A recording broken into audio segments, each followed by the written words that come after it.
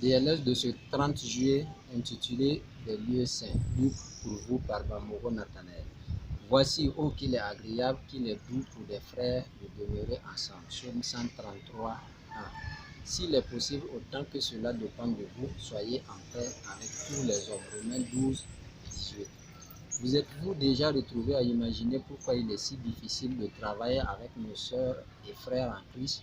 Des années passées, je travaillais en mission dans un hôpital en milieu rural en Afrique de l'Est.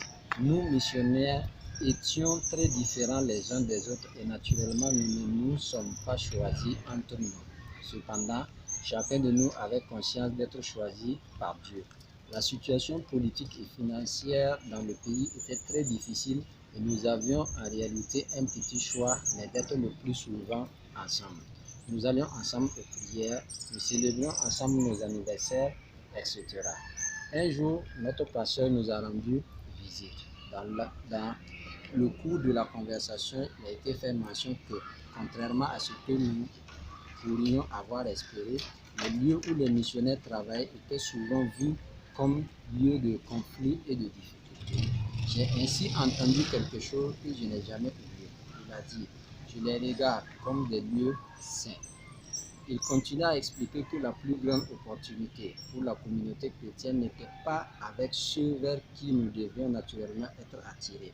En lieu et place, c'était avec ceux qui appartiennent à Christ, qui sont si différents de nous, afin que nous travaillions en écoutant, comprenant et prenant soin les uns des autres.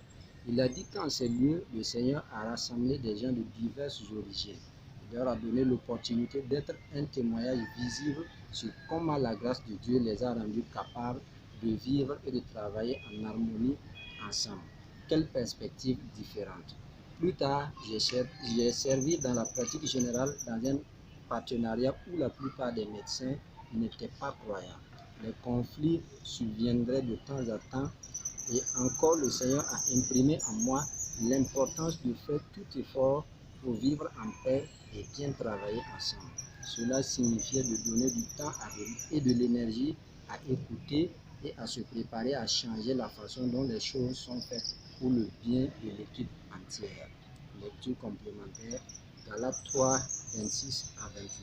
Prière, Seigneur, montre-moi que puis-je faire pour améliorer mes relations professionnelles avec mes collègues chrétiens et non chrétiens.